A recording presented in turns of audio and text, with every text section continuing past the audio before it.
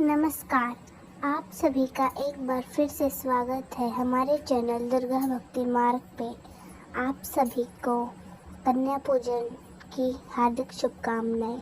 कन्या पूजन की कहानी कुछ इस प्रकार है। एक बार की बात है, शोभा और उसकी पड़ोसन कन्या पूजन के लिए लड़कियां ढूंढ रही थी। वो ढूंढ कर थक चुकी थी, पर उन्हें कन्या नहीं मिल रही थी। फिर किसी ने उन्हें बताया कि मोहल्ले के बाहर शर्मा जी के यहाँ 9 बेटियां हैं। शोभा ने हंसकर कहा, लगता है शर्मा जी ने लड़के के चक्कर में 9 बेटियां कर ली हैं। खैर, वो अपनी पड़ोसन के साथ शर्मा जी के घर पहुंच गई। शोभा ने शर्मा जी से कहा, मैं आपकी बेटियों को कन्या पूजन के लिए अपने घर ले जा सकती हूँ। फिर शोभा ने कहा, आपकी पत्नी ने कन्या पूजन कर लिया है क्या? फिर शर्मा जी ने कहा, लगता है आपको कोई गलत फहमी हो गई है। मैंने तो अभी तक शादी भी नहीं की है। शर्मा जी की यह बात सुनकर शोभा ने हैरानी से पूछा, फिर आपकी 9 बेटियां? शर्मा जी ने कहा, हाँ, ये मेरी ही बेटियां हैं।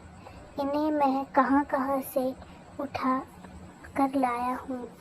किसी को मंदिर से, किसी को मस्जिद, तो किसी को अस्पताल से।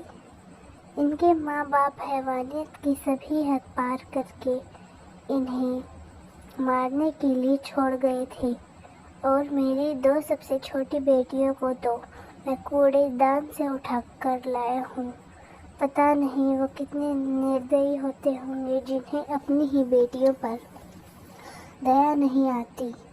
और ये वाली मेरी सुंदर सी बेटी जो थोड़ा लंगड़ा कर चलती है, वो तो मुझे यहीं तालाब के पास मिली थी। मैंने देखा था कि कैसे एक गाड़ी तालाब के पास आकर रुकी और एक बैग फेंक कर जल्दी से आगे चली गई।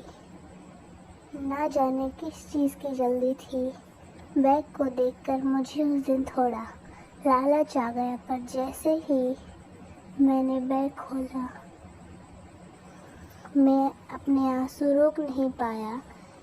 इस बच्ची को ज़बरदस्ती उस बैग में घुसाने के कारण उसके पैर मुड़ गए थे।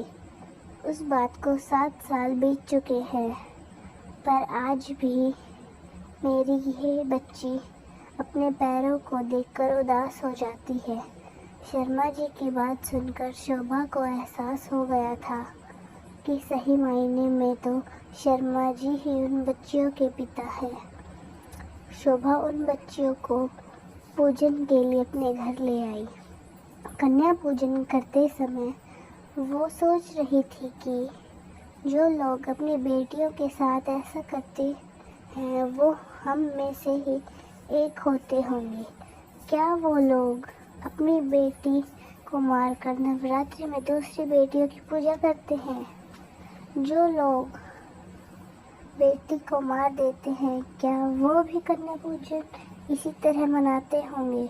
दोस्तों, आज की कहानी का अंत हमें एक सीख देती है। जैसे हम नवरात्र में देवी माँ की और कन्याओं की भी पूजा करते हैं, उस तरह हमारे समाज की, घर की भी सभी बेटियों की रक्षा करें और उन्हें सुरक्षित रखें। जय माता दी।